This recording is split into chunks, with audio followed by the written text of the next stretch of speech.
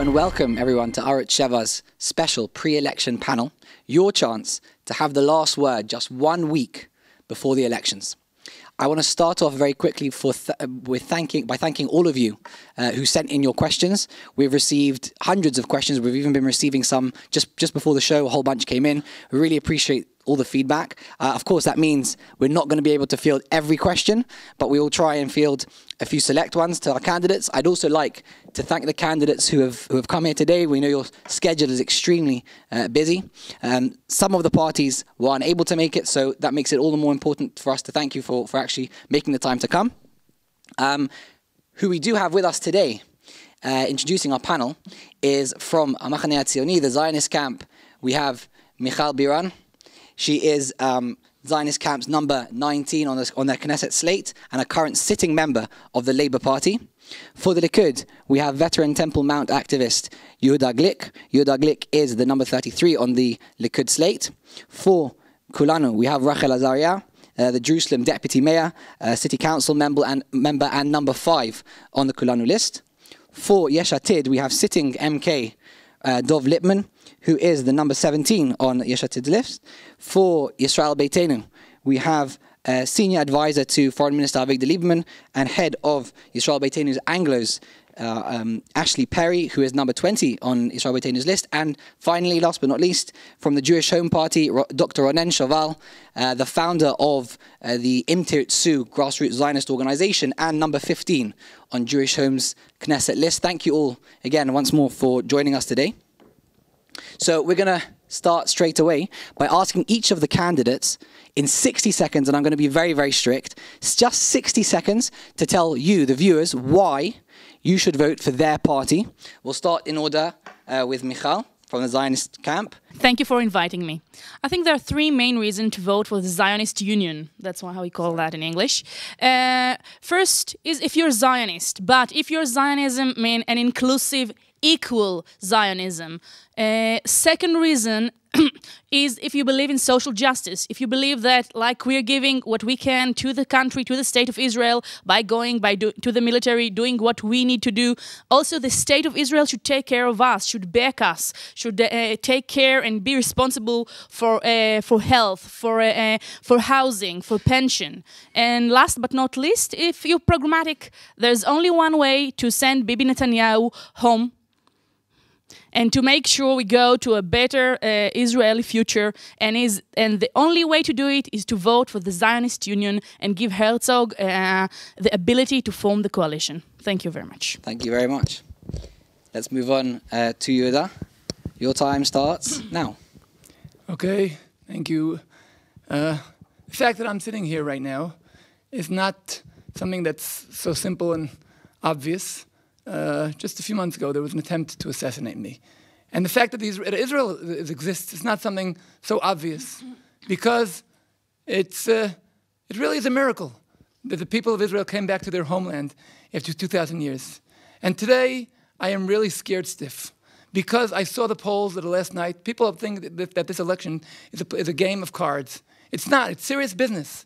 And we saw, in the 90s, the left wing promised us peace, pigeons, flowers, and we saw exploding buses. We saw restaurants, suicide bombers. That was the situation.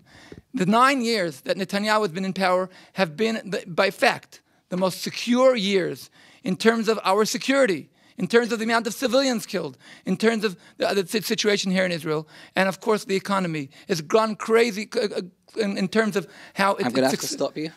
60 seconds. Sorry, I promised I'd be strict. Okay, Rachel, your time starts now. First of all, I have to say hi to my grandmother that gets all her news from the Arutz Sheva TV channel. Hi. Every generation, and since the State of Israel was born, has a responsibility to make sure that the State of Israel would be a better place. Today, the biggest challenge, the largest challenge we are dealing with are the socioeconomic issues. That's what every poll says. That's what the people in Israel say. And you know what? We don't even need to go only to the people of Israel.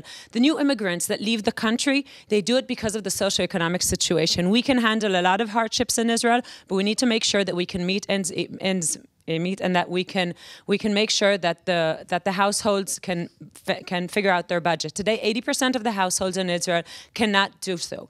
Kulanu, Mifleget Kulanu, the Kulanu party, we were founded on these grounds to make sure that the state of Israel will be a place that every Jew not only can live freely, but also make sure that we can have a proper salary, finish the month properly, and make sure that we can live here with dignity and honor. Thank you very much. Perfect timing. Okay. And Dov Lippman, your time starts 60 seconds from now. Thank you so much. For a year and 8 months, I've had the honor of serving in the Yesh Atid party as the first English-speaking member of Knesset in 30 years. We've been hard at work going to the Knesset daily, the most wonderful group of people to work with together to get things done for the State of Israel, for the Jewish people in the State of Israel. You go to our website, you will see a full list in English of all of our accomplishments in just a year and 8 months. I want to highlight 3. Number 1, the integration of the Haredi community into Israeli society, employment, general studies in their schools. Number 2, the previous governments of 39 ministers without portfolio, abolishing that concept. No ministers without portfolio, government of 18 ministers, and finally $1 billion shekel to Holocaust survivors to get free medication. The full platform, our election platform, is online in English. Go to our website, and to see it, we ask for you to vote for Yesh Atid, support us, so we can continue working hard for you and getting things done to improve the state of Israel. Thank you. Okay. And on to Ashley Perry from Israel Beitenu. Your 60 seconds starts now. 4 years ago today, 2 terrorists infiltrated the town of Itamar and slaughtered a family, including almost decapitating a 6-month-old child. These 2 terrorists are now in jail. Both the Attorney General and the prosecution decided not to seek the death penalty. They are sitting in jail with the hope that one day they will get out. They're sitting in jail with the hope that they can get married. They're sitting in jail with the hope that they can get degrees. And basically a life granted in jail, but a life not too bad, with the hope, again, that at some point in the future, they will be released. Under Yisrael Beitenu, the first law that we will pass in the next Knesset is the death penalty for terrorists. There will be no more umming and ahhing. There will be no more indecision. There will be one decision made for these kind of people, and that is the death penalty.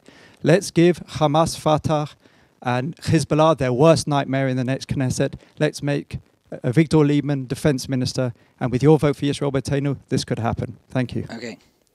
And Ronen Chaval, your 60 seconds starts now. Hi, good morning. Beit Yehudi believes in 3 things: Eretz Israel, Am Israel, Torat Israel. Very simple. Now, you've all heard all the parties that were speaking before me, and they said something very, very simple. They said that they are leaning to the right. But actually, there is only one party who is against Palestinian state. And we need to understand what would happen if we will continue the path of Oslo, the path that Benjamin Netanyahu is leading when he's speaking about 2-state solution. The path of death, the path of terror. And we need to change, we need to shift out of these catastrophic ideas of giving out more land. So we are the only party who's saying loud and clear, no more giving lands. A. B. We are a party who are making Am Yisrael together. I am a secular sitting in Beit Yehudi. We are making together bonds between secular and religious people going together to make better future for Am Yisrael. And 3, and the important thing, as Rachel Azaria said, but she's not. You don't have to choose between being pro-society or pro-security. You can have both things in Beit Yehudi. Up. Okay. Thank you very much. You've seen I'm going to be quite strict today on the timing.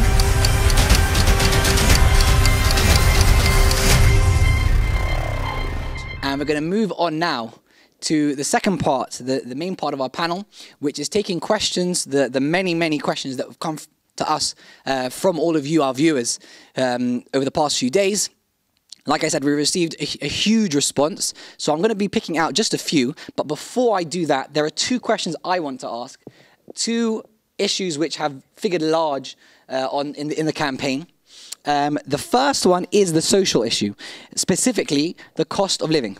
Okay, all the parties have, in some way or another, mentioned that the cost of living is too high, housing prices are too high, and I think there's not an Israeli out there who doesn't agree with that. There's been a lot of talk about who's to blame, but I'm curious to know what, in concrete terms, your party would do to make things better. I'm going to start with Rachel Azaria because I think Kulanu has been the party that's been trumpeting that as the most central part of their platform. Rachel, what is it? We understand there's a problem, but what in terms of specific policy will Kulanu plan to do to bring down the price of living for all Israelis? Okay, so the Kulanu Party, for the past 2 years, we've had 50 experts sit down and figure out how to handle the Israeli economy. And regarding housing, we have two major plans. First of all, we realize that there are two issues that make the prices of housing rise. One is that it takes too long from the minute that you start planning the house till the time that you actually receive the key, and that's so we need to shorten that time. And the second is that the land of Israel is handled by a monopoly, Minhal Mekarkei Israel. That's the name of the monopoly, and we need to open that monopoly and to make sure that that will change. The way to shorten the time, the way the Israeli planning committees are built, it's still from the Brits when they were in Israel, when actually there were 600,000 people that lived in Israel, and we need to make sure that there'll be many more of these committees. We're suggesting instead of 7 committees to have 70 committees, and then we'll make sure that the time that it takes to plan from the minute you plan the house till you build it, that it will be much shorter. The second is to handle the monopoly. What we suggest is that every municipality will be able to plan their own housing and be able to push through with the land, and that's one of the ways that it will happen faster, and also that the prices will be lower, because today all the municipalities have it's better for them not to build housing, because the price they get, the taxes they get from the residents are very low. So what we're suggesting is that the land itself, by breaking the monopoly of Minhal Mekarkei Israel, what we'll do is that every municipality will be able to basically earn from the land that the houses will be built on, and that way they'll have incentive to build housing. Today we have 250,000 apartments that are planned and not being built because that the different municipalities have no incentive to build these apartments. By building these 250,000 apartments and shortening the time from the minute that you plan till the time that you actually can sell the apartment, that's what's going to change dramatically the prices of the apartments. I just want to say that for the past 6 years, the prices of apartments in Israel have risen 75%. Over the year and 8 months of the last coalition, the prices of housing have raised in 16%. I was fortunate enough to buy an apartment. I was born in 1977, and they say that whoever was born 1979 and on cannot buy apartments. We can't have a generation that can't buy apartments in Israel. It's one of the most important Zionist issues today, to make sure that people can live in Israel properly. Of course, it's not just about housing, though. Housing is obviously one of the biggest parts of it, but the social justice protest that we saw... No, social justice protest is, we're talking also about the prices of groceries, the prices of kindergartens, the prices of the banking. How do you bring that down? Like, how do you actually bring that down? The prices of those kind of things? Of banking. Today in Israel, there are only 6 banks. And the three major banks, they control 75% of the households in Israel. In the United States, for example, you can't have a bank that controls more than 15% of the house. So you want to legislate to limit that? No, it's not legislation. We want to open the monopoly and make sure that there'll be another bank founded. Okay. Over the past 60 years, there was not one single bank founded in Israel, and the larger banks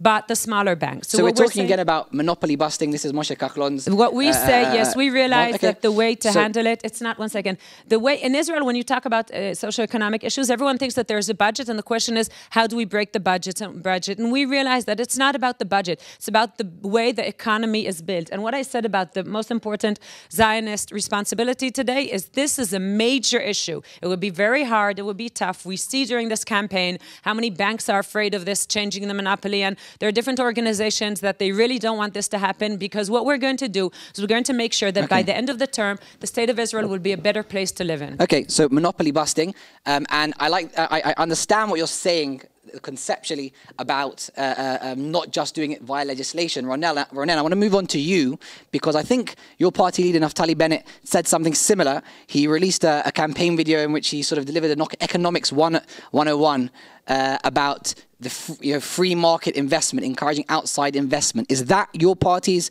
solution to bringing down the cost of living, to improving the standards of living? Look, in the last government, we had 2 councils. One of them is the Housing Council, which was under the responsibility of Yair Lapid, and the housing pricing went up by 5.5% in the last year.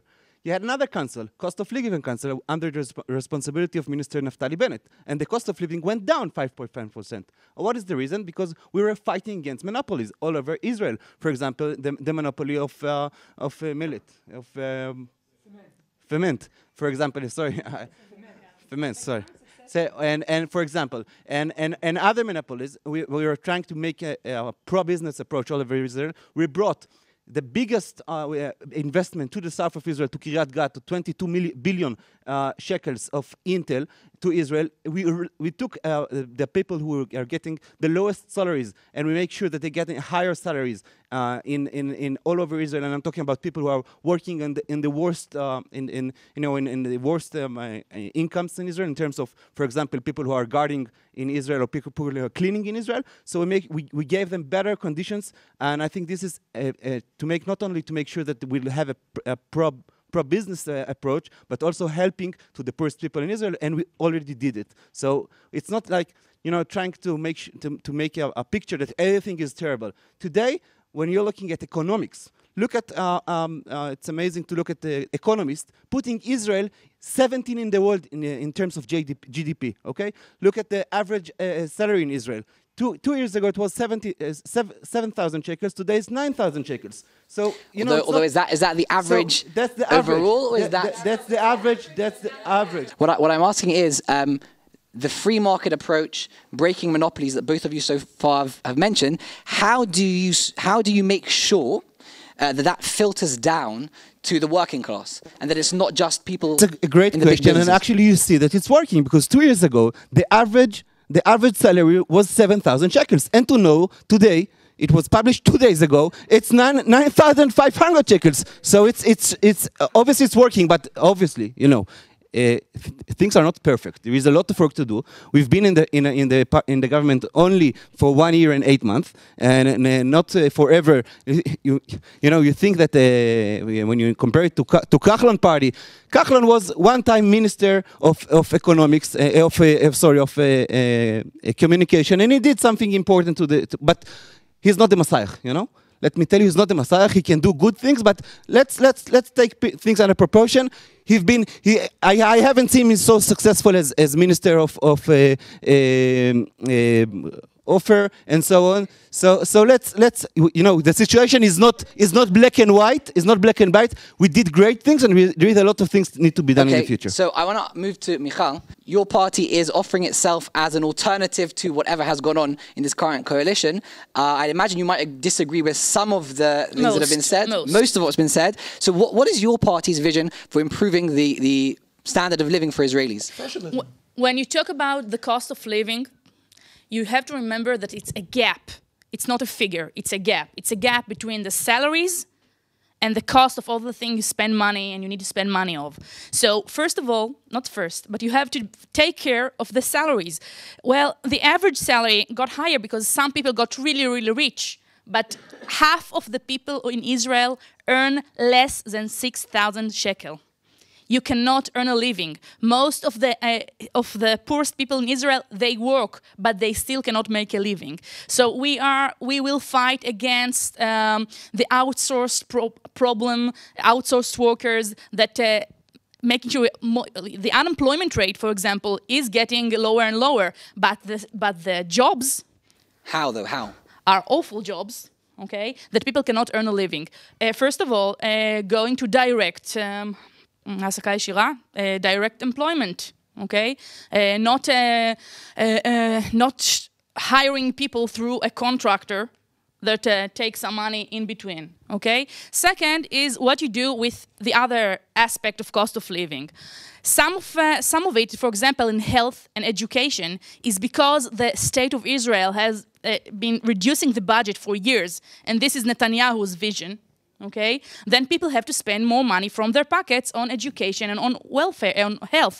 And it's sometimes weird for Americans to think about it, but all of our Nobel Prize winners, they learned in the public education system, the good Israeli public education system. And last but not least, just the housing problem. Because all of us agree there is a problem, but both Likud and Kulanu and Yesh Atid have the same kind of solution. which is the problem is bureaucracy, and if we'll take care of bureaucracy, the free market will take the prices down. You have to remember that depending on free market in such a small country, it's not enough. So our solution now.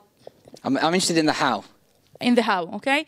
Two things. First of all, we will also take care of bureaucracy, but the way to do it is not break the monopoly. Regarding land, that it's something that is rare in the state of Israel. Just the fact that you won't have a monopoly, a government monopoly, and you'll give it to a private tycoon is not a better option. But there's a lot of spare land. There's a lot of land that's undeveloped. There is also a lot of time.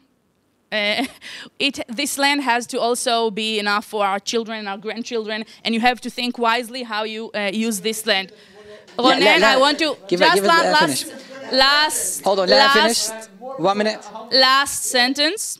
And the other half, which I think none of the other parties is talking about, is regulating. Is saying if you're giving a contractor the ability to build a really high building, you can also say we will give you the land for free, but only if 15%, 20% out of the apartments will go to a national, I don't know how to call it, ma'agar, that the state can decide how to give an affordable housing to young couples, for example. You can also say that you will get the land for free if you will guarantee a price in which you're going to sell those apartments to the public. So I'm seeing a very different approach here to the other parties. You're talking about we will solve the problem of intervention. Bureaucracy, but we also think that you need to have government intervention. And by the way, much more capitalistic countries than Israel is doing it successfully. Okay, I'm going to move on to another topic, but before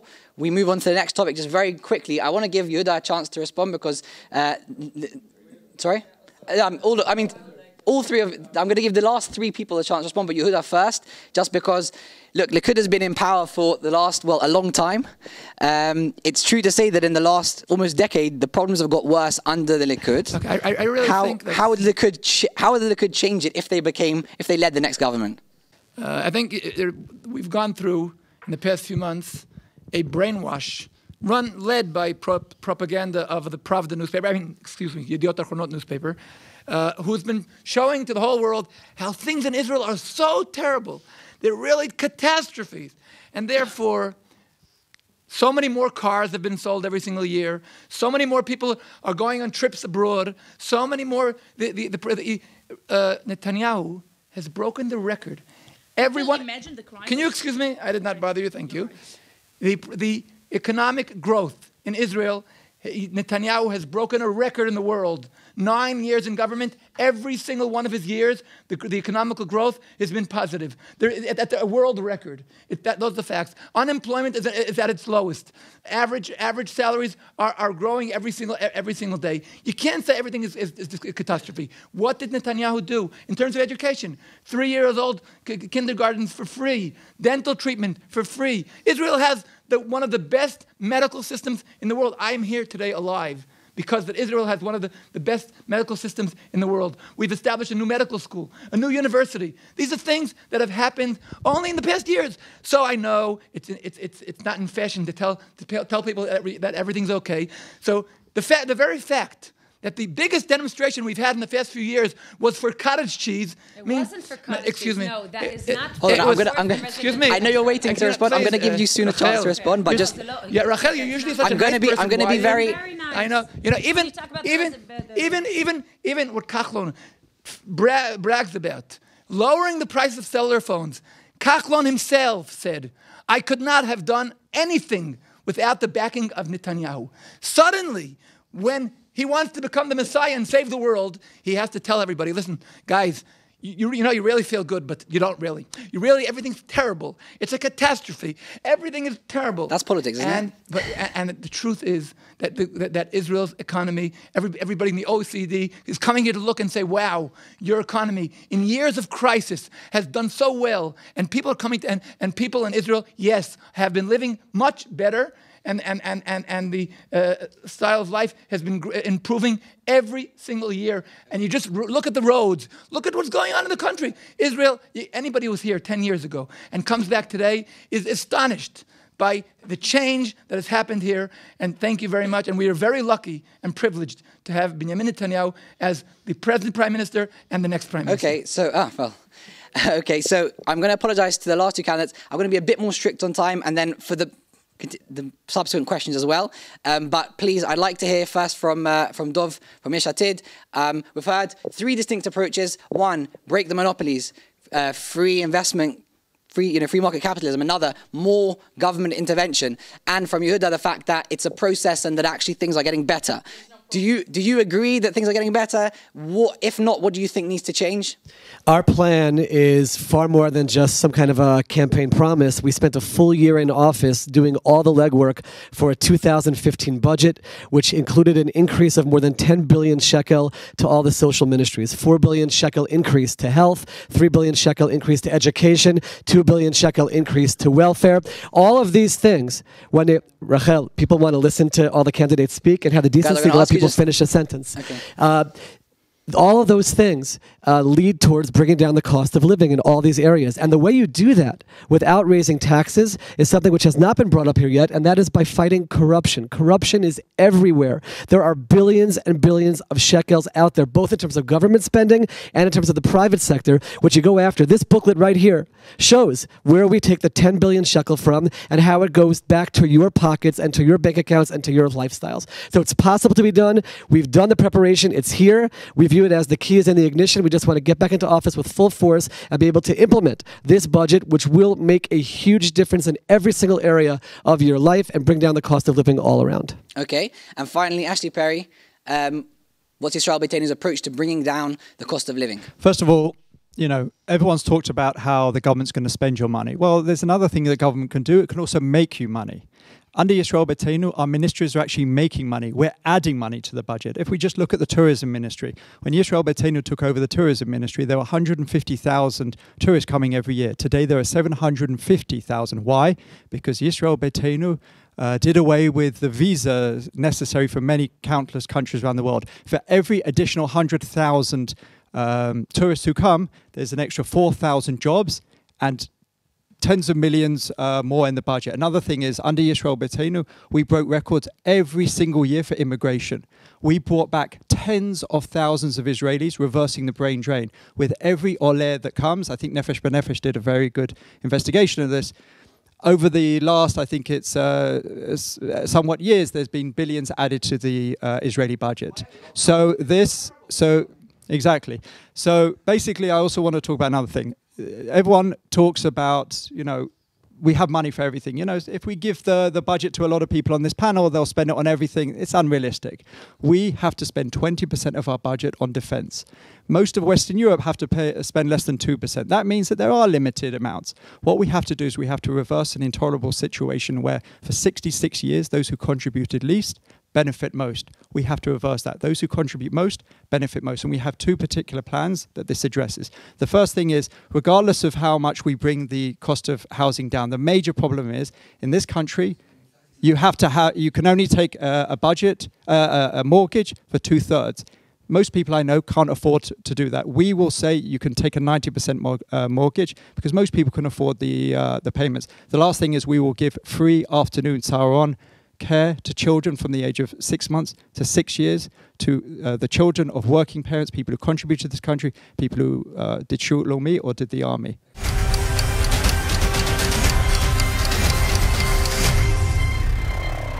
The next pressing question that's been on the agenda, which ironically has really played second fiddle, but is still a very big part of the agenda, is the diplomatic process with the Palestinians, or the lack thereof. What are your party's solutions for the conflict? I want to start all the way over there with Ronen Chaval, because we had quite a few questions from our audience, from our readers, about Naftali Bennett's alternative plan. There was quite a lot of questions about that. So maybe you could clarify for our readers, what is Bayit Yehudi, the Jewish Home's plan for solving the conflict or managing the conflict with the Palestinians? listen, the question is what is the source of the conflict? There are two approaches to this. One approach assumes that the problem is about land, and if we'll just give land and we'll have a Palestinian state, this will solve the problem. Unfortunately, it won't solve the problem. It will make it hard. Look what happened with the disengagement. For example, we are going on the path of Oslo for 22 years. But specifically, sorry to interrupt, specifically... I'm answering. The path of Oslo and the trying to give land to the Arabs gave us more than 1,700 people who got murdered and missiles all over Israel. So this is not a solution, okay? You might call it, I can also tell lies about butterflies and honey and peace, but it's not going to work. What is the solution? So first of all, you need to understand that the problem is radical Islam. So if you really want a solution, I can give you a very quick solution. We can all convert to Islam and we'll have peace here. But since you're not willing to convert to Islam and you want to be alive, you need to understand that you're living in the Middle East and you have to be strong.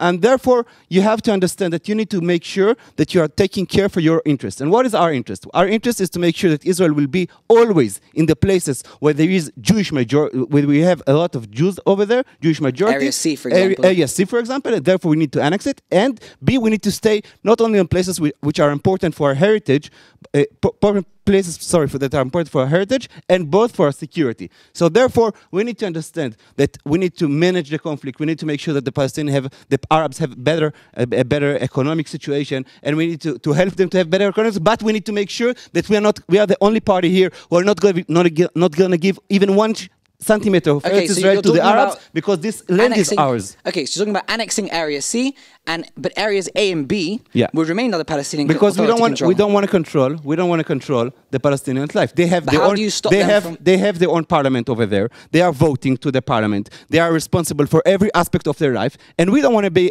responsible for their education system. They have it. So we already separated from the Palestinian, and if we'll give other land to the Palestinian, the result will be more death for us. So you're saying areas A and B already are given over to them? Yeah. And they have Gaza, and that's it. We're not going to give even 1 centimeter back. You need to understand.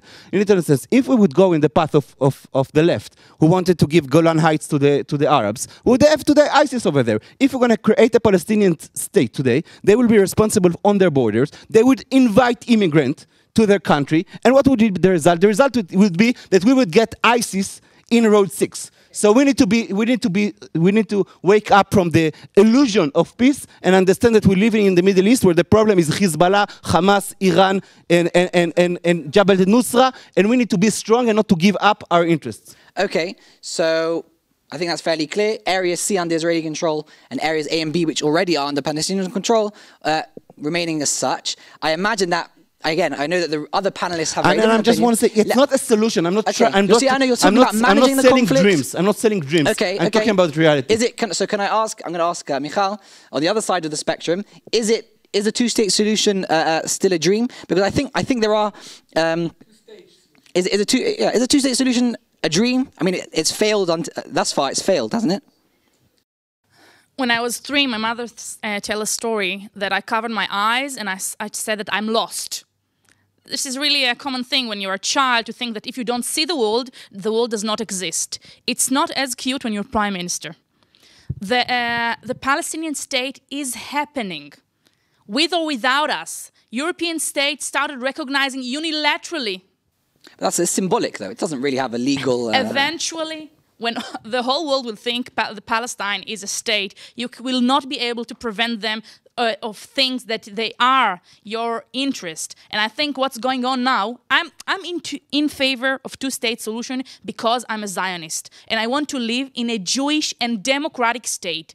And in order to do so, there's only one solution, and it is the two-state solution. And it's happening without us being in where the negotiation is actually happening. The reality will take its course, and we will not be there to protect our strategic interest in this aspect. But what you're saying basically is it's happening anyway. It's being forced upon us, so we should accept it. I think, surely Israel is a party in this whole conflict. Surely Israel should be able to assert itself if it believes that it is not the way to go forward.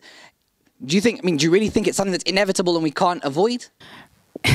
First of Just all, because, I mean, again, you first of all, mentioned it's happening, okay? But And we are like a spoiled child not being there, okay? And not acknowledging it. But second, okay, it's the right thing to do. What are the options? The options are either that people will live here and will not vote for the parliament that get to decide on their life. And this is the meaning of the right to vote. For example, It's there not like is saying another that option. you For can, example, yeah. I'm just saying, because for example, objectively, let's say what Ronen's party, the Jewish Home Party, are saying, that's another option. They're saying annex Area C, give the Arabs their citizenship, Okay, that's a and keep very Area A good and B. solution to make sure we'll be isolated in the world. It's a very by beginning it with offending President Obama, offending our best ally that keeps us But should we base our foreign policy on No, people's it's feelings? not. I'm saying if I wasn't clear enough, Yuda, you're interrupting me. If I wasn't clear enough, there's only one option. There's two options. It's either that we're going to live here together, but some of the people will not be able to vote. This happens only in dark regimes, and I'm not going to live, and I'm not going to let Israel become this kind of regime. Actually, I'd like... The other option is to say, or that everybody can vote, but then we won't have a Jewish majority. And since I want to live in a Jewish state, this is Zionism. This is why my grandparents came here. The only way to do so in a democratic way is the two-state solution. Okay, I think I think you've made it a little bit of a black and white kind of situation because, for example, you're saying that the choices between a one state where everyone votes in the Israeli Knesset by national state or two states, but I think that again, like I said, what the Jewish Home are saying is something in between. So I think there are the fact that you have an imaginary alternative does not mean that it exists. So you're saying it's not practical. I want to ask Yehuda from the Likud. What do you guys think? What does the Likud think is the solution? Just very, because I think some people are confused. I'll give you. I just want to say, because I think some people are confused because on the one hand, Netanyahu has talked about two states. On the other hand, he hasn't implemented anything with regards to that. What is the Likud's vision? The Likud, not yours. The Likud's vision, the Likud. Can I speak? Thank you. First of all, just two comments. You know, the same words that Michal is saying today, I don't know how old you are and how old you were then, when Begin, 36. So when Begin annexed Golan and Jerusalem and implied the Israeli sovereignty over them, the leftists warned us. We're going against our allies. We're doing something that's impossible. The whole world's going to be against us. Does the Likud plan to annex Area C? Now let me continue, and I'll tell you exactly where we stand. Netanyahu. First of all, we have to understand the solution is not going to be in the near future. Okay, our moderate, good friends, Mr. Abu Abbas, sent a letter of condolence to the family of the person who attempted to assassinate me, and he wrote them, you are a shaheed, you protected Jerusalem. This is your good, moderate friend. I also would like to remind you, Michal, that Netanyahu gave the negotiation in the hands of a woman you may have never heard of. She's a candidate to prime minister from your party. Her name is Tzipi Livni. She had a free hand to go about for 2 years to run the peace. Prime minister. Excuse me. He has no intention to promote the peace process. Excuse me. She was the one who led the process, and she said. But what do you think is the solution? I'm going to answer you. I understand you. I'm going to answer you. And she said, "There's no partner." Yes, the answer is very simple. When we have somebody, you don't make peace with enemies, you make peace with somebody who are interested in peace. Today, we have nobody interested in peace. Netanyahu is for negotiations. He's for negotiations until we can reach a solution where we can live in peace. What is that solution?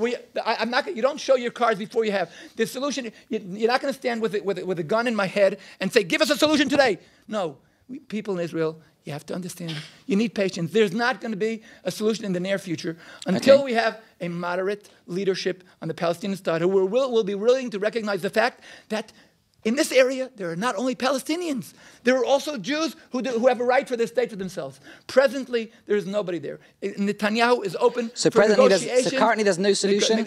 Netanyahu is open for negotiation with anybody who's willing to recognize. But currently there's no solution. He has a solution. I want to move on to, I just want to move on. Is negotiating until the Palestinians understand that we are here for good and we're not temporarily here. Okay, I want to move on to Dov Lippman from the Yesh Atid party because I think that your party has has at least expressed a similar approach. Correct me if I'm wrong. You believe that at the moment, and correct me if I'm wrong, the Palestinian Authority is not a viable partner, but you do believe that there is a prospect for some kind of an agreement. Is that correct? We absolutely agree that Abu Mazen has proven that he cannot make the compromises that we need to provide for our security as we move forward here. But at the same time, we're not going to ignore the fact that there's a few million Palestinian people here, and we don't want to wake up one morning and all of a sudden they want to be citizens of Israel. We view the solution to be, or the attempt to get to a solution to the conflict in a regional context. Egypt, Saudi Arabia, Jordan, the Gulf states are more afraid of ISIS and fundamentalist Islam than we are.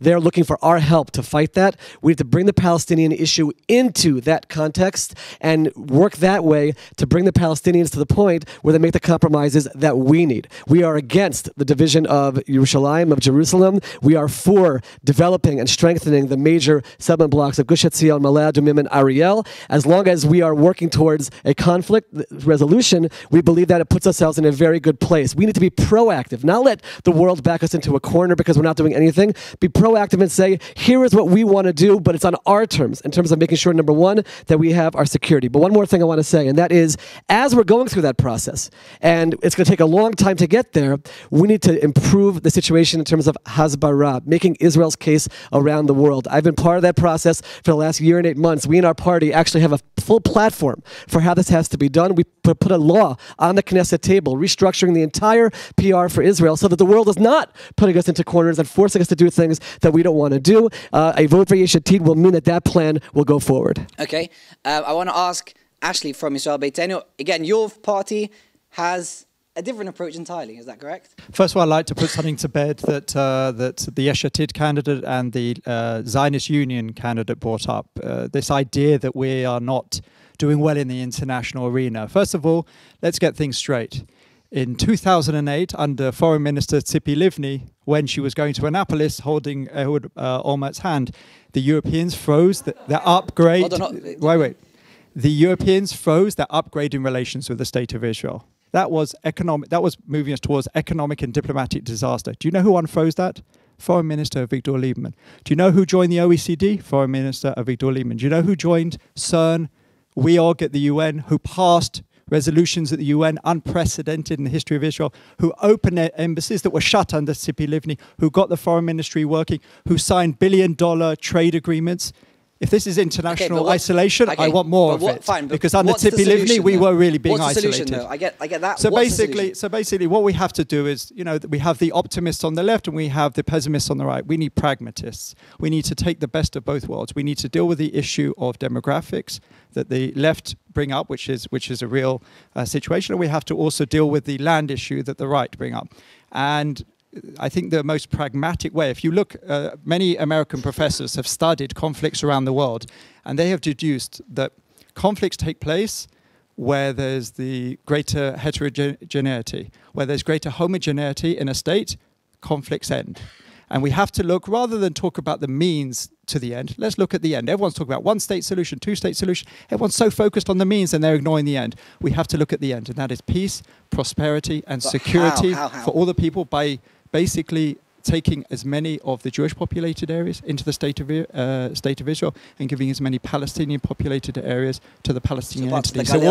So we'll take the best of both solutions, and we will ensure that Israel will remain a Jewish and democratic state, not for 5 years, not gambling on maybe in a generation, for eternity. Okay, fine. And just finally, before I ask some more questions, but Kulanu, we've not heard a great deal from your party about this issue, although I know Michael Oren has mentioned, and correct me if I'm wrong, essentially replicating, excuse me, replicating this engagement, unilateral moves. Is that correct? No. First of all, as you've said, it's true. We have on our list Michael Oren, a very successful ambassador, Israeli ambassador. He's an American also originally, and perfect. Okay, and what we're saying is that we need to realize that we're in a very complicated situation, and as it was said here, there are no magical solutions. And what we suggest is that instead of expecting some kind of, Northern Europe amazing solution that you just sign something, sign an agreement, and then peace comes to the world. What we say is that we need to strengthen every place in the small agreements that we can reach. And I'll give you an example. I'm Deputy Mayor of Jerusalem. Over the past summer, there was a major attempt to create an intifada in Jerusalem. And what we did in the municipality is that we did two things. On the one hand, we brought in thousands of policemen to make sure that they'll stop the intifada, and at the same time, worked closely with the local leaders in Jerusalem to make sure that they handle the problem also on their, we did it with them. And we realized that there are very few schools where the children, I'm talking about with the Palestinian Authority. But this is, not security in Jerusalem. I'm talking about, but this is, okay.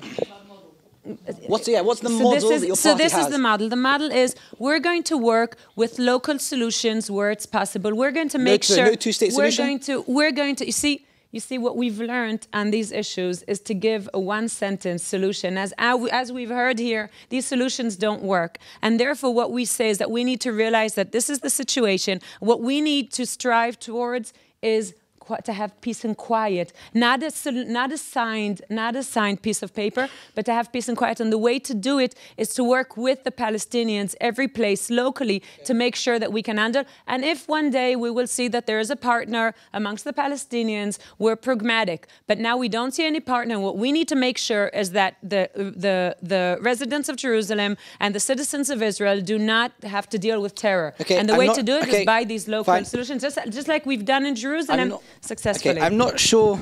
Okay, fine. So we have a variety of different answers. I'm not sure if that's a model for a solution with the Palestinians.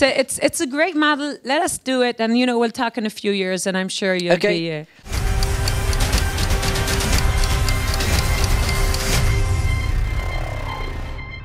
The first question I'd like to ask is from someone called Sherry in Jerusalem.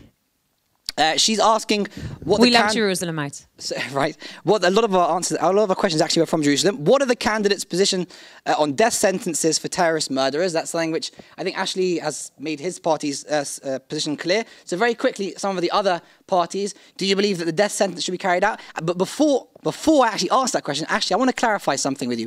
The issue, and correct me if I'm wrong, but the issue is not that there is not a law, because technically by law there is a death sentence. So why is your party talking about creating a new law when actually the law exists? Eichmann, for example, was executed by Israeli law. And the only one in the history of the State of Israel. If we're going back, I'll address that. The issue is not necessarily legislation. I started talking about the Fogel family massacre, which happened 4 years ago.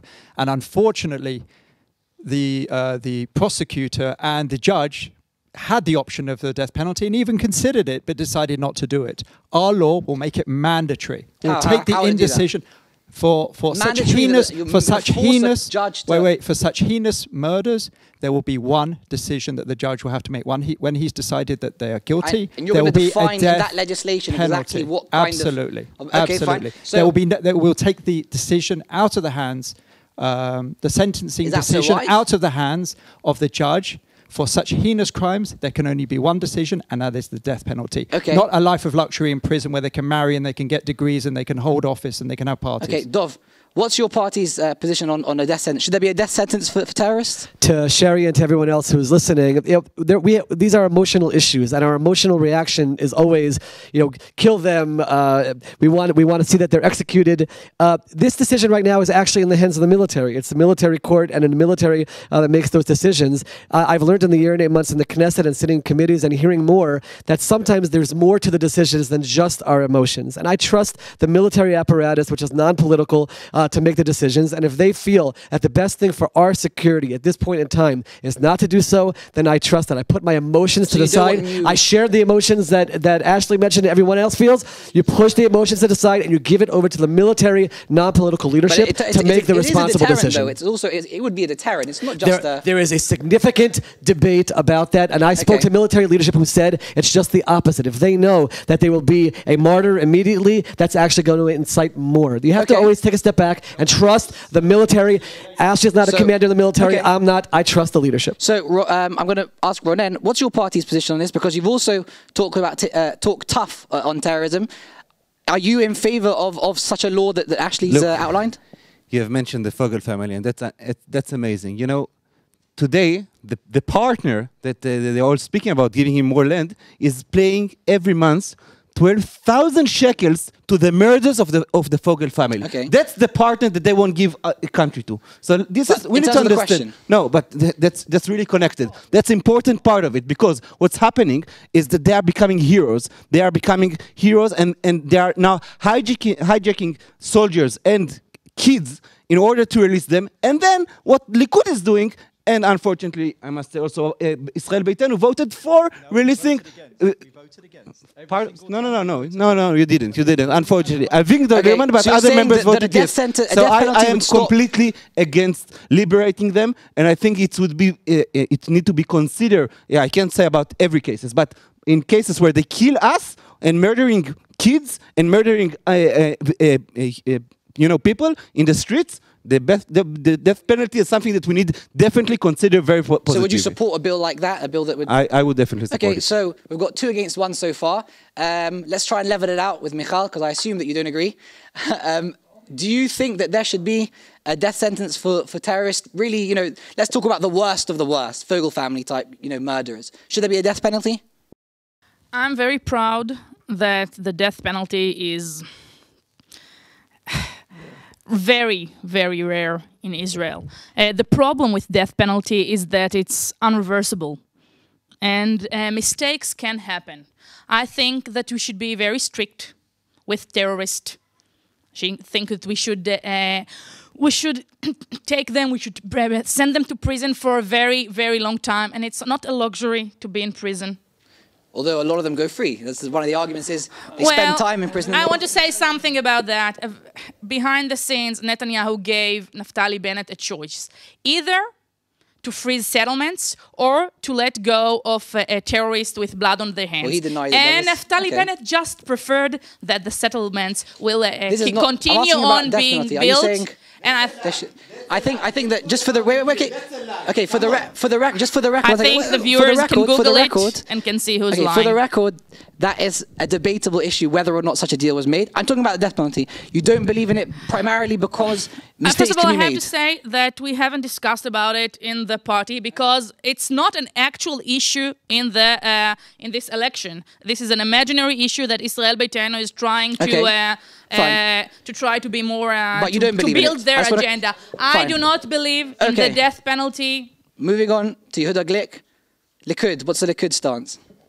Once again, we take it for granted the fact that there is not so much terror every single day, and every single day the buses do not explode. First of all, I prefer preventive medicine before I go into punishment. The most important thing is what Netanyahu and Bogi alone have been doing in the past few years, and that is preventing terror. And Baruch Hashem, we've seen years of our security situation has been really improved since the Oslo catastrophe. Really dramatic. So you say there's no need, really? No. You're saying there's no need? On the other hand, there is definitely a need to discuss and bring up thoughts of how making sure people do not even consider terror. One of the death penalty, yes or no? One of the options may be... Peace is a good way to do so. Death penalty, yes or no? I'm going to cut you off. Death penalty, yes or no? The answer is... Or limited? I think that we should consider an option in certain cases, and here I agree with Michal, that it should not be openly in every single I think we should consider a death penalty, but other things also should be considered. In the past government, there was a legislation. Yes, and this one more thing. There was a legislation 10 seconds. taking away civil rights, welfare from Arab Israelis who are participating in terror. Okay, you're saying there are other options as well. Other punitive options. Opposed it. Okay, they fine. don't want that. Other punitive anything options. That's against Arabs, the Labour Party will oppose. Okay. Anything that's against Jews, the Labour Party I'm going to ask will Michal go now. ahead. Rachel.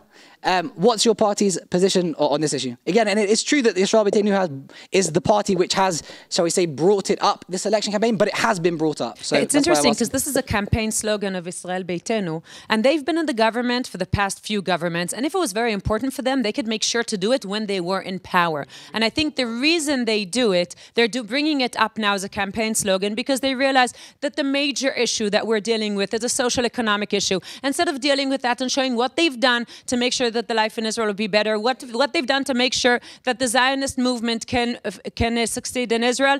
Instead of that, they push us over to these slogans that if they thought it was so important, So they you had don't think many it's an issue that should opportunities be- to deal with it. I really, honestly, I don't think this is the issue today. That's not the reason Okay, that new immigrants but are yes, leaving but- the country. So that's But on this question, they're just yes, no, or your party doesn't have a stance. my opinion is no, and obviously our party doesn't sit down and deal Okay. with every campaign slogan of every one of Fine, the other okay, parties. Okay.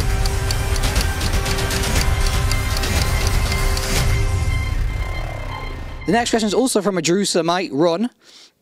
Ron is asking, what can be done about the problem of illegal infiltrators from Africa? I'm going to start this one. Who hasn't started yet? That's the question. Dov, you haven't started yet, so let's start with you. How should the issue of illegal infiltrators be solved?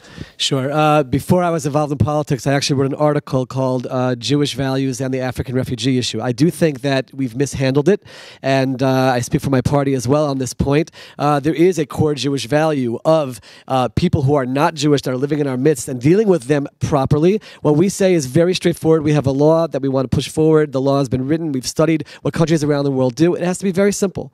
People that come into our country, there has to be a quick and transparent process within a few weeks. If they are here because they're seeking work, we send them back to their country of origin. If they're here because they fall under the category of international refugee, we as a Jewish state, we absorb them, we take them in, and we make them part of our country. Isn't there a danger, though? Even if they are refugees, there are many people in Africa today who have legitimate cases to be refugees. If Israel, a country this small, opens its borders to refugees, it could be a demographic catastrophe. The number of refugees that are coming into Israel at this point is minimal. And here, I'm about to say, I'll break from debate protocol and say that the offense was built by the Likud-led government, and there are people that. So right now, we're not at a point where we're being flooded. So let's deal with anybody who does come with decency and humanity. If they deserve to go back, go back. If they deserve to stay, make the process more stay. transparent. And those simple. those people But who are those- here now, Yes. you're saying put them through the process. Those who are illegitimate should be deported. Otherwise, they should be given refuge. Correct. And those who are here Okay. now, we're talking about up to about 50,000. I think we can absorb them and put them into Israel, so give them the opportunity to work and become part of Israeli society. But from this point onward, we need to start dealing with, we failed. The one failure was we did not deal with them with core Jewish values, locking people up, putting them, no, let's deal with them like human beings. There's a process and very transparent, and there's laws, and make that happen. So we mentioned what your party has done, built a wall. I'm going to continue in the tradition of Dov Lipman, Okay. and I'm going to say I agree with every single word Dov Lipman just said. Okay, that was very quick. Excellent. So let's move to someone who won't agree. I can see Rachel's very. No, you're not. You don't. Oh, I misread it. But what is your opinion anyway? I do want to say one thing, that for years, and that's something that we tend to do in Israel, we ignored the challenge, and we ignored the fact that we had people coming in from Africa, and it was like, no, it's not really happening. We don't really need to deal with it, and therefore I do agree with Dov Lipman with the Everyone's agreeing with each other. with the strategy. But I want to say again, and this is, and I think it's important. They don't agree with Well, you agreed Yeshatid. with Dov, Likud you're before. pushing it. Come on, be a gentleman. Be part of the gang. But what I want to say also is that it is easy often it's easy in Israel to ignore major challenges and kind of, not look at them because of the conflict, because of the 20 years that we've been trying to get to a solution. And I think that the socioeconomic is the major issue today in Israel. But you agree that, again, putting the people who are here already through the process. Making separation. Yeah, I'm disappointed. I'm- What do you think the solution is?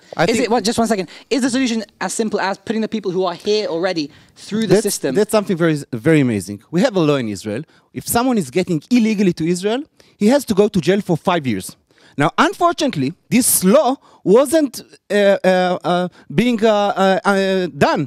implemented by the government, time after time. And this is why we had this problem, because they just let people come in and they never put them on trial for going illegally to Israel. Now, and when this problem was happening. It wasn't happening in the rich areas. It didn't happen in North Tel Aviv. It didn't happen in Rechavia. You know where it happened? To the people who are in the poorest position in South Tel Aviv, and they have been suffering. And you know, it's really nice to speak about things that we need to do better. And I agree with Dov. There are things that we need to do better. But there are right now people who are suffering on South Tel Aviv who can't live. How do you alleviate? How do you alleviate Very suffering? simple. We need to make sure that people who got here illegally. There are two paths to this. If they're now re-entering illegally, they need to be put on trial by the law, and people who are already here need to go back to their countries, and we need to make sure that they're going to get to their countries if they can't. If they can't, we need to find a third country, as we started to do. So this is a different approach. You're saying that even if they are refugees, Israel should not be taking them but providing them another place to go to. No, it's not. There are some refugees that we can deal with, but it's today they are all looking telling about themselves that they're refugees, and it's really hard. And when somebody is coming by the international law, if he was passing through Egypt, he's not refugee. Okay, because he lost by the international law. If he was passing through Egypt, he's not refugee anymore. Okay. So we are absorbing them because they can't go back to Darfur. But by the international law, they are not refugee if they came from Egypt. Okay, so so this is more. I have a clear picture here. Again, you're talking about. You're saying that because there are so many here, I'm the situation. just saying that we need to think also about the Israelis who have been suffering from this situation, and not only about the refugees. Okay, Ashley, you're nodding vigorously. Are we now going to change from agreeing with Dov to agreeing with Ronen? I'm agreeing with 99% of all my panelists, which I think we will all agree. But I think we have to really understand what's at stake here. First of all, the overwhelming majority of people who have infiltrated Israel, mostly from our southern borders, are not refugees under the UN Refugee Convention, which Israel is a signatory to. The minority who are, we have an obligation, not just under Jewish values, under international law, to see to them. We don't have to absorb them into the country. That is not something which is mandatory on the nation. What we have to do is we have to find solutions for them. And one of the solutions that we found, not just for the refugees, but also for a lot of the illegal infiltrators, is to repatriate them. And that was done because of the good relations of the foreign ministry, under the foreign minister, who has found countries to repatriate. And we have to continue doing that at a greater pace. Okay, Michal, what is the solution to the refugee crisis, or to the numbers of illegals that are in the country? Basically, I agree with the general direction. With two. My heart is weak. So please, This is really exciting. This is great, yeah. I think Israel... I got a new headline, by the way, for Arutz Sheva. Labour, the Zionist Union agrees with the Jewish... Don't do that. I don't want to be with you in any... Okay. Not talking about with the Jewish home. Human rights. So what is... For human rights. Nothing. No. I think Israel has the right, okay, to stop labor... migrants, okay, but we have the moral and the international obligation to take care of refugees. The major problem was that we had no plan how to deal with the phenomena. Okay, what we should have done is like it's been done anywhere else in the world. You have to give each one of them either the refugee title, identification, and then you can handle it differently. What about, for example, those who are here, you have to treat them. You have to treat them with human dignity. On the other way, you cannot let the poor people living in the south of Tel Aviv take care of this huge problem on their own. The poorest neighborhood, one of the poorest neighborhoods in Tel Aviv. If the government of Israel would have spread those refugees around the country in a few places, taking care, making sure at the time they are here, they have a work permit, making everything more organized. But you don't think, for example, that there's a problem, for example, like the Jewish Home and Yisrael Beitenu have brought up, that even if it's just refugees that you're accepting, it could still be problematic? You think Israel has the capacity to absorb refugees? For a while, okay. We all know that eventually, if people... How do you stop that? Let's say it gets to a point where... Dov Lipman said it pretty clearly. The problem has stopped. Now we have to take care of those who are already... It was stopped. Okay. It was stopped. Yeah, you can say Okay. I give... We're in the spirit of agreeing anyway. Okay, so rather than saying that Netanyahu did 9 years of nothing, 9 years of practically nothing.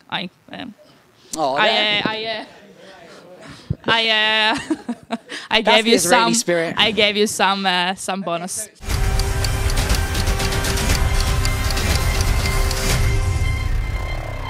Avi from Haifa wants to ask each of the candidates, what did you learn from the disengagement from Gaza? That's it. What did you learn from that?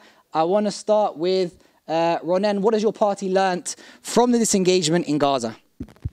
Well, I'll tell a story. The disengagement was, 10 years ago, and I was then a student in my third year in university, and I organized the students all around Israel against the disengagement. And actually, I was a hunger strike for 12 days with more than 100 students, and you actually don't lose a lot of weight. And I remember that I went once to the TV, to Channel 1, and Gula even asked me, what do you think will happen? And I say, we might have missiles on Ashdod. And she looked at me like I'm crazy. And she said, why always the right wing need to frighten everyone that disaster will happen if we'll make it? Think about it. We're giving Gaza to the Palestinian Authority. They will build hotels. There will be prosperity. Everything will be fine. You know, I thought maybe she's right, but I'm against it because of moral things. But she might be right. Unfortunately, I was the one that wasn't. I was the one optimistic that we will have missiles only on Ashdod. But unfortunately, because of this hilarious idea, this unbelievable idea of giving more of expulsing Jews from their homes and creating a Hamastan state over there. The result is that we got missiles all over Israel. We got missiles on Tel Aviv, we got missiles on Jerusalem, on Ashdod, on Beersheba, on Ashkelon, on Sderot, all over Israel. So we need to understand. In a sentence, what you learned is? I learned again and again that the problem is not land. The problem is radical Islam, and we need to understand that we can sell visions of beautiful peace and without recognizing the reality. The reality is that our neighbor doesn't want us here, doesn't want Jewish sovereignty in the Middle East, and actually they don't want any kind of sovereignty which is not a Muslim sovereignty. Okay. And we need to face it with realistic view, and that's something very important to be realistic in this area. So 1, the problem is not land. 2, the problem is radical Islam, and 3, to be more cautious, realistic. Look, let me one more thing, please. In this situation where you thought we're going to have Arab Spring and we got Muslim winter, we need to understand that creating another state would only make things worse, not make things better. Okay, Rachel. Now I'm asking you specifically again because of comments that Michael Oren once made about the need for some kind of unilateral move in Judea and Samaria and the West Bank. Isn't Ronen right? Isn't he right that when Israel pulls out, we get missiles in response? It's not right, or it's not what he said? We're very clear about it. The disengagement is not the way to proceed in any way. I talked about local agreements. Okay. So what is your party? What would you say your party has taken from the event since disengagement? First of all, Moshe Kahlon was against the disengagement. I want to remind that he has a very good. He can foresee what's going to happen, and that's why he was against. And we're against this engagement. I don't think that it makes any sense to say, so we can't figure out with them how to make it work, so we'll just go by and they'll be pro-Israel. It doesn't go that way. I think we need to work with them to find, as I was talking about, the local agreements that can give us peace and quiet in the sense, not of agreements, just not to have So what terror. you took from it was the problem with doing something unilaterally. Dov. Sure. What did your party learn from the disengagement? Lesson number 1 is the problem of doing anything unilaterally for sure. Problem number 2 is giving the security arrangements over to the hands of others, leaving the Philadelphia corridor, leaving that open. That's why in any solution, Israel has to be in complete control of security. But issue number 3 is if and when you do ask people to leave their homes for the vision of a safe and secure Israel, those people are Israeli heroes. They have to be treated in a way. That's the biggest thing, is how these people are still to this day. The head of the Knesset lobby on behalf of the evacuees from Gush Katif is actually Ofer Shelach from our party. The way you treat the people. Can it really make up for it, though? I mean, how you treat them. It's not a question of making up for it. It's a question of if a decision is made, there still is the whole humanitarian side, and these people have to be viewed as heroes. We have to be built homes for them beforehand. You have to let them know that they're going to a place and not just Where would the abandon money them, come from? both in terms of housing and in terms of employment. So those are the 3 lessons that I would say that you learned from that disaster. Okay. Michal, what has your party learned from this engagement? I imagine it's going to differ from some of the views here before as well. But do you think it was the right thing to do, first of all? And what have you learnt since then? We prefer arrangement that you get to them by negotiating with 2 sides and not a unilateral way, because then there's no way, or there's less chances that can actually be a viable and sustainable agreement. You said before, you talked about Abu Mazen, Yuda, and I have to tell you, you don't have to date him, you don't have to text him, and you don't. But you do have to trust him. You do agreements with enemies. With your friends. People who want peace. With your friends, people who you're want texting them. You're texting your friends. You're going to sit down with a beer with them. Michal, isn't Abu that a bit- Mazen is is it- not is my it a friend. bit- He's not. I have a lot of Michal, I criticism. just want to ask you a quick But question. still, Is it a bit blasé to say that you can have someone who hates your guts, who in theory, who wants to kill you, Who participated in the Munich participated? Olympics Okay, terror who's? attack. I'm just talking about in theory. One second, in theory. facts, okay? Yeah. While Yuda is doing incitement, okay? I don't think it's fair to say he's doing incitement. I'm just asking a question. Let me ask a question. Terrorists are Assuming terrorists. one second, because one second. Abu Islam- Mazen Hold on. stopped most.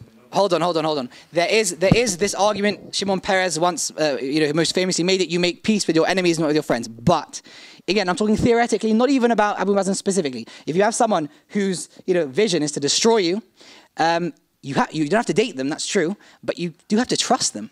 And what is there, for example? What is the difference between unilaterally disengaging from somewhere without coordinating it, or withdrawing from the same area and coordinating it with someone who might just stab you in the back afterwards?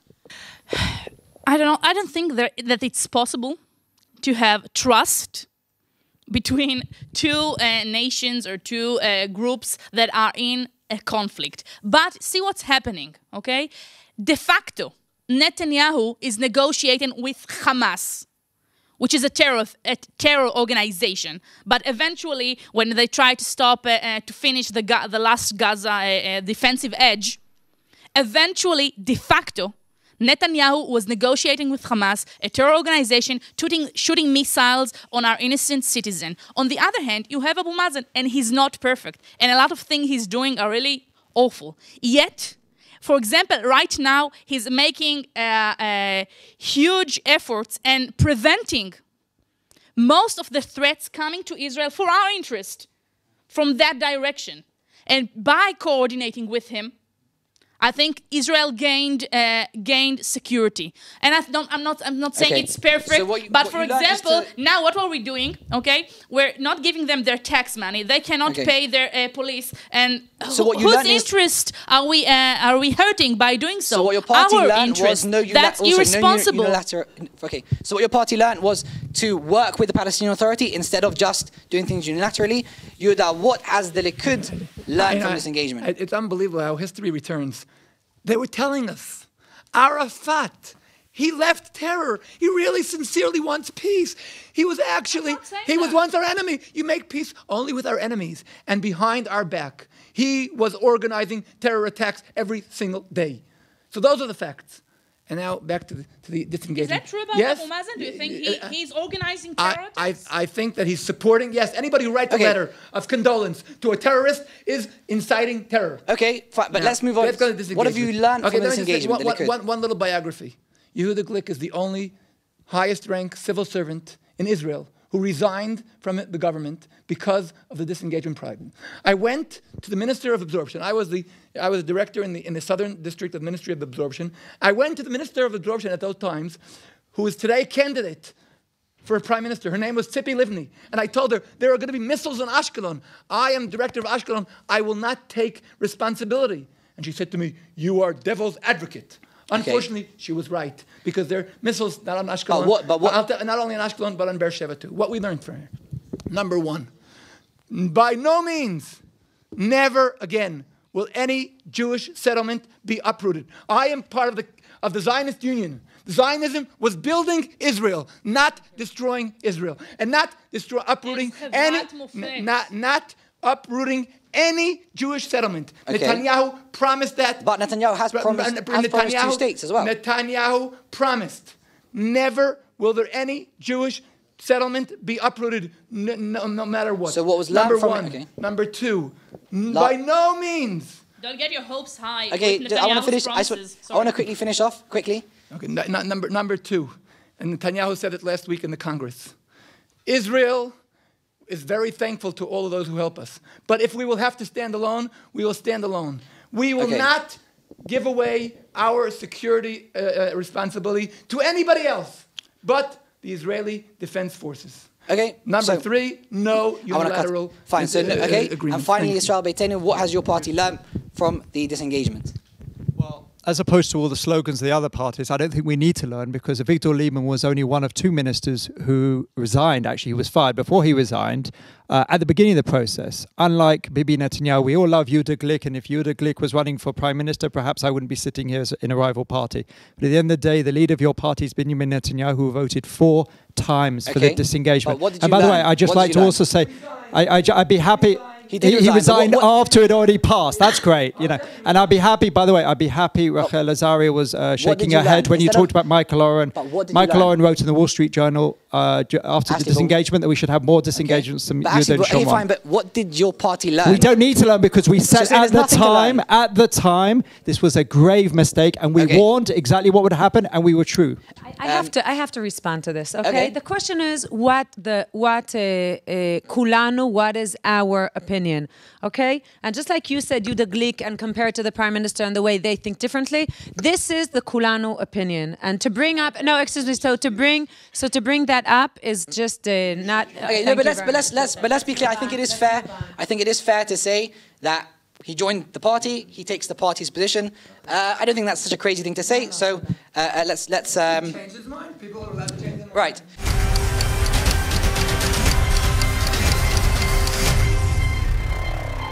So let's move on to another issue, which is electoral reform.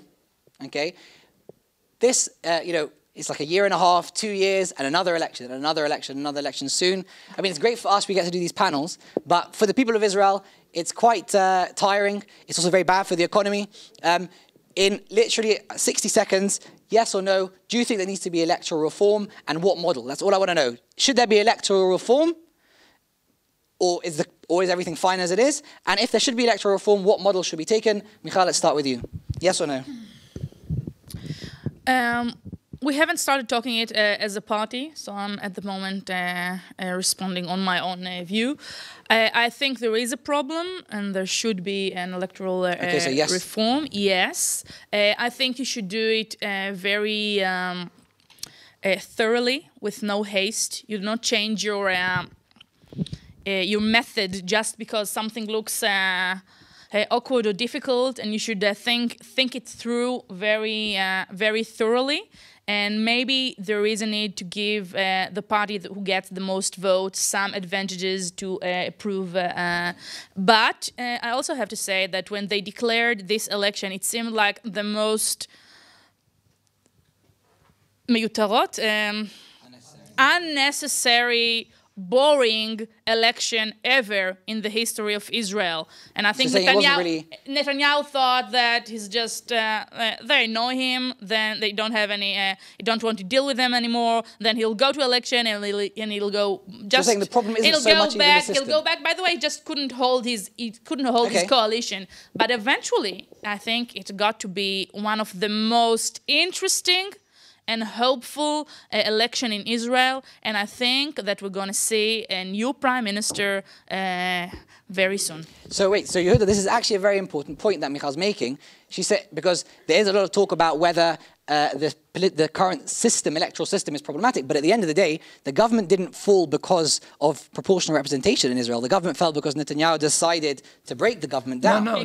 By the way, that's true. So is there a problem with the system? Is there a problem with the system?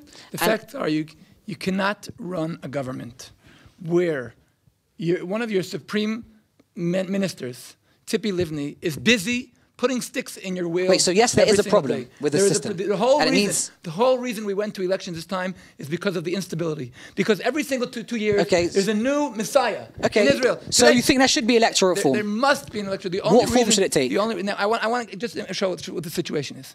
Today, we have 40 mandates of parties who have not yet even willing to say which side they are on. I get it. They're on the side, you know which side they're on? The side that will offer them better jobs. I get it. So you're saying proportional representation. So Kahlan is willing to go with her side. Go with So Netanyahu. proportional representation.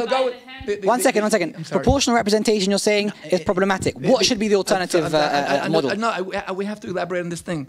It's impossible. There won't be time. There won't be time if we do. So I must conclude. I think most people will agree that the current. Most people must understand Okay. that this elections, we must vote for the big parties. But that's not the question. The question is, if, and you're saying there is a problem with the system, what is the alternative? How should it change? The alternative is, I agree with Michal that we have to talk about it, and we have to reach a position as close as possible to a two big party stability government. Okay. And not every small faction, because of the price of cottages, will start a new party. Rachel, does your party think, first of all, that the electoral system needs reform? And if so, what model should it take? And please, let's answer the question directly. Yes or no? And what model should it take? Okay, so I don't think that we need to have a major reform. I think that the American system today, that there are two large parties and the government is stuck all the time and it's very hard to move towards it. Any legislation isn't a good solution for Israel. Israel is a pragmatic culture, and therefore we need to make sure that people will have the opportunity to make sure that this country would be better by voting for the right party. Okay. I do want to say that these elections are definitely, we shouldn't have been here today. And the only reason we were here is that because there was a huge party with 19 mandates that was headed by someone that was great in the news, great on TV, basically a movie star, but he didn't know, but he didn't know how to do politics, and politics is the art. And you need, and therefore he gave a very hard time to Benjamin Netanyahu and to all the rest of the members. But and under proportional that's representation why system, we found which you think is ourselves. good. And I don't think when Kahlan is a politician. No, but one second, hold on. Wait, but under proportional representative system, your party could do the same thing in theory. That's what he represented his party's platform. Okay, but one second. Hold on, I'm talking, right? Thank you. But just very quickly. Thank you. So you're in favor of proportional representation system? I am in favor of As long as it's Kahlan and not. No, I think that the people of Israel need to know to vote for someone that knows how to do politics and knows how to deal with complicated situations. But that's and not the system. And that's the system. Fine. That's the system. And the fact that in Israel a movie star came and just took all these mandates and he behaved in a non-responsible way. That is why we found ourselves in these. And I call the people of Israel to make sure that they vote for people that know how to do politics, so they know how to take responsibility. So we won't find ourselves again in elections in a year and 8 months. Dov Lippman, again, I'm going to ask again. I'll answer the question. Answer the question. Yeah. Do you believe there should be electoral reform? And if so, what shape should that take? Yeah, I will respect the viewers and answer the question. They want to hear what we want to do and not hear all the negative attacks. And it's unfortunate that the campaign has taken that turn, but we're very proud of running a positive campaign and we'll continue to do so. Page 2. Just do a positive campaign and don't talk about it. Okay, thank you, Rachel. Page 231 in our platform, you can look at it online in English, lays out our very clear plan in terms of government reform, electoral reform. Yes or no? It includes raising the threshold even further, number 1, term limits, number 2, smaller, more efficient governments, and yes, a law that makes it almost impossible for a government to collapse after just a few years. And I personally, over a year and 8 months, have been working on the regional representation issue. There's a plan in place to divide the country into 60 regions. I think it's critical that everyone know they have a representative in Knesset who is responsible to them, and that will create greater transparency. And I think that's something which we need to do for the people of Israel. Can again, I'd like to return to the fact that many people will talk about slogans, will talk about putting 278 pages budget. Yisrael Beiteinu is talking tachlis and is talking experience, is talking action. First of all, we're the only party in the history of the state of Israel that's actually passed a law of government reform. The second thing is in 2009, when Tzipi Livni had 28 seats and Benjamin Netanyahu had 27 seats and Yisrael Beiteinu had 15, we went to both leaders and we said, should there be electoral reform? I'm saying, this is what I'm saying. I'm saying that we went to them and said, let's form a government on one issue, electoral reform. Tzipi Livni said no.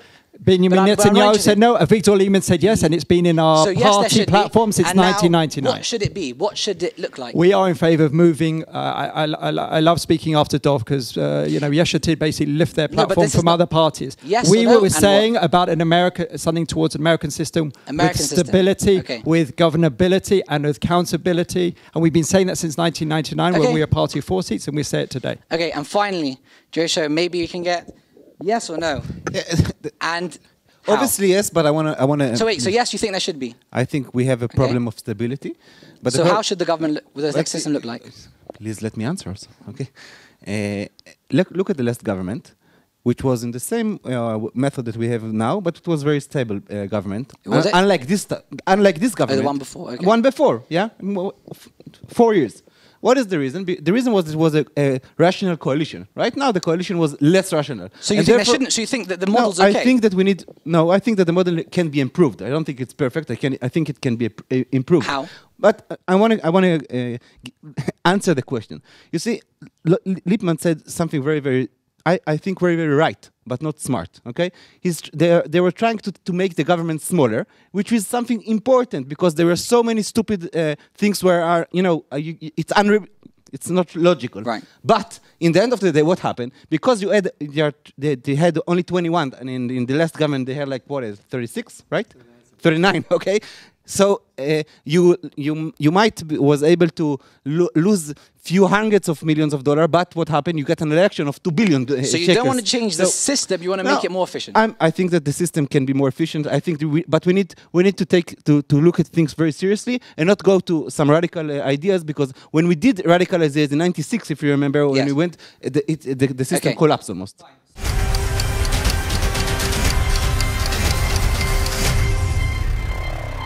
We're going to move to the final part of the program, which is giving each of the candidates a chance to ask another candidate of their choice a question. Rachel, let's start with you.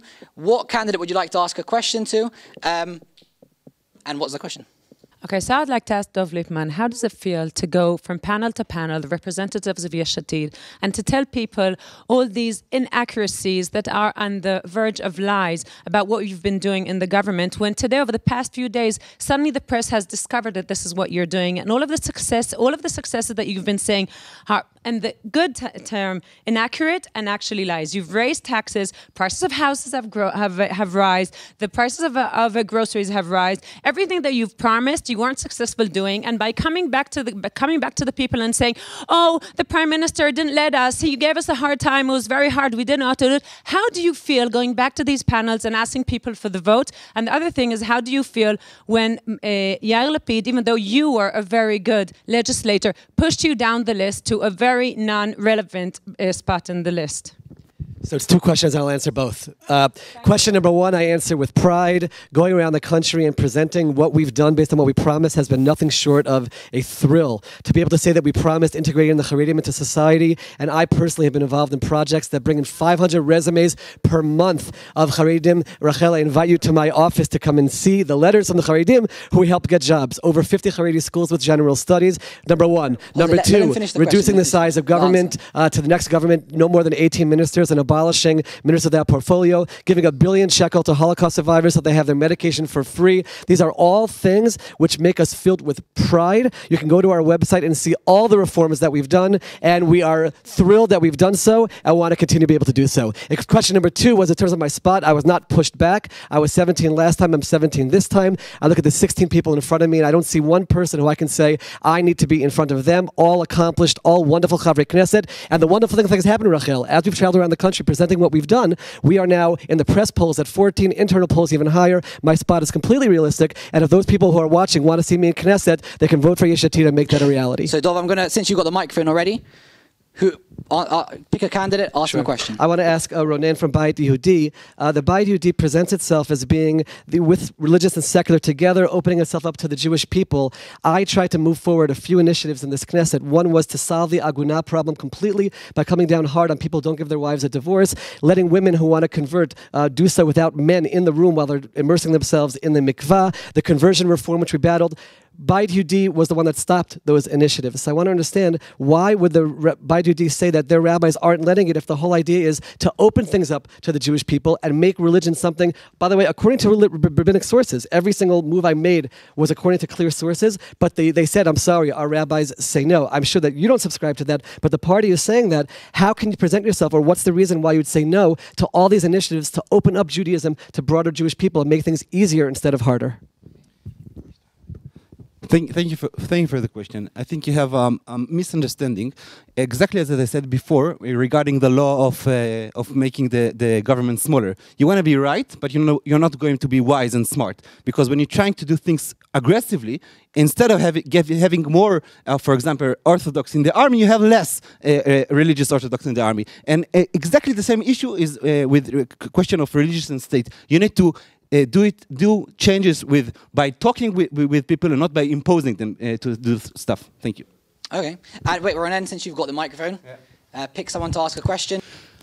So I would like to ask Rachel from Kachlon at least a question. I've heard two comments that I'm worried about them. One of the both of them were done by your number 2 in your list. But let's stick to one question, though. Yeah, no, it's one question. Okay, cool. No, the two comments that he said. Okay.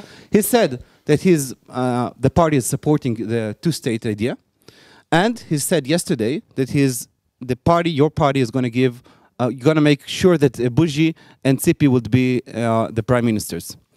So my question is, how do you feel by taking voters of right and giving them to make sure that you're going to have a lefty government here? Okay. You happy to answer that?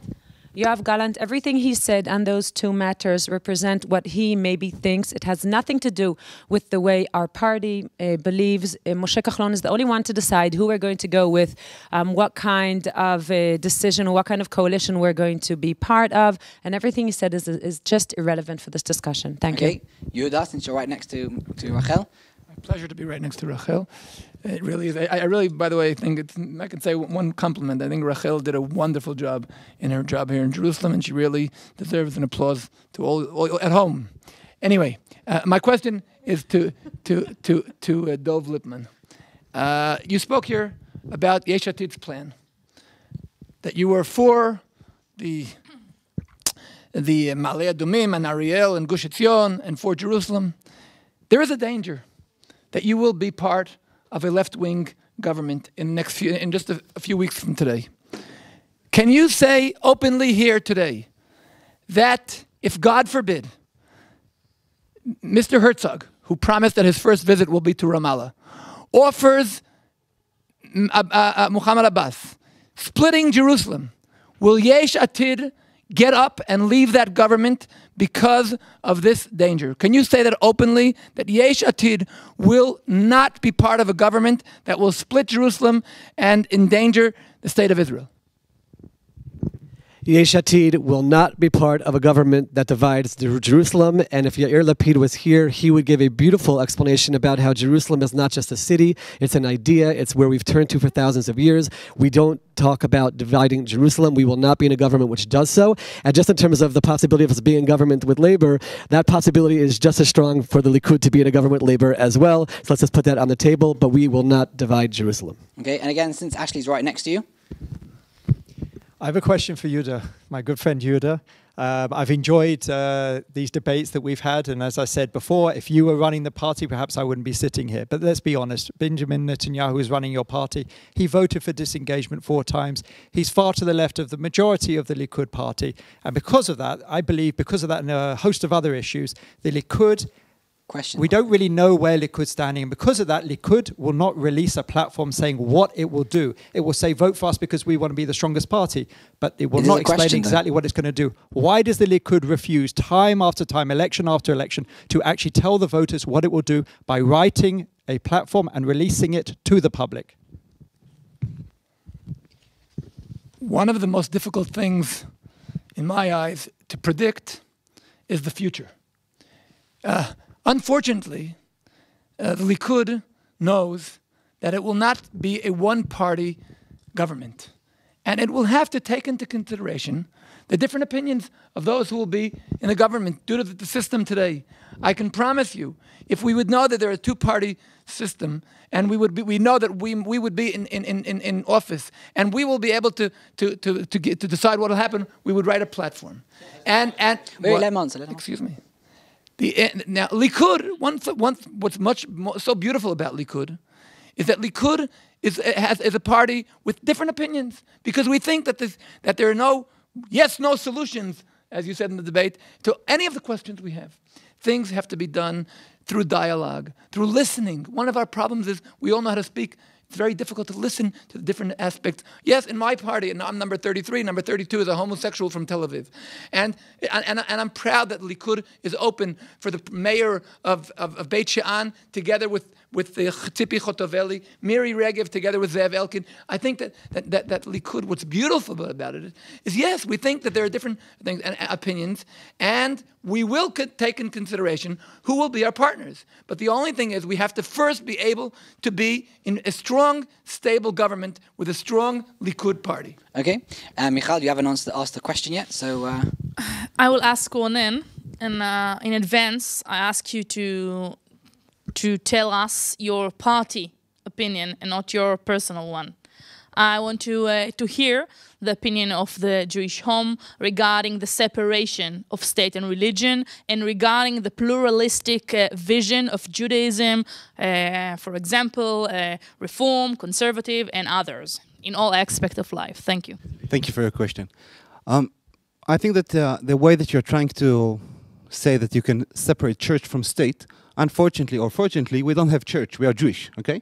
So in Judaism, the question is not about the individual, it's about the collective, okay? And therefore, the question of democracy and Jewish is a different. We are democracy by this is the method that we make our decision. This is what we are doing now, part of of going to the election. When we are Jewish by our values. And when we are talking about values, of course, there are 70 faces to Torah, and we accept all of them. And as you can see, I'm a secular in a party which we have secular and religious, and there is a place for all of them in Israel. If you want to be more accurate, and I'm understanding what you're heading to, and you're asking about things like gay marriage, for example, and I'm not going to be... My sister married in a Reform way, and the state of Israel is not... So listen, it's very simple. It's very simple. If you want to eat bread in Pesach, you can eat bread in Pesach, okay? You have your own right to do whatever you want in your life. But please don't call it matzah, okay? You have the Jewish way of having marriage is a historic way of having marriage, and we need to respect it. And this is matzah. If you want to have other things in your life, you can do it. But we need to understand that there is a Jewish way to do stuff, and we're going to respect it. Thank you very much. The Jewish way was very simple. You just need to have two witnesses. Okay, let's agree about the Jewish way. If we agree about the Jewish way, that's good enough. We could carry on, I'm sure, for a lot longer, but I promised that we'd finish on time. And against the odds, we actually have finished on time. I think it's because we have a British moderator. The best moderator, and we have been in a lot of panels. Oh, that's great. I thank all of you very much for your time. I know each and every one of you has a very hectic schedule, so it really means a lot to us, and it means a lot to our viewers. And I'd like to thank you also on behalf of our viewers for coming over, and good luck to all of you equally in your campaigns. May the best man or woman win. And to you, our viewers, remember, join us election night, March 17 at 9:30 Israel time. We're going to be having a live broadcast unpackaging all the complicated aspects of Israel's electoral system. Tune in to our live broadcast on March 17 election night.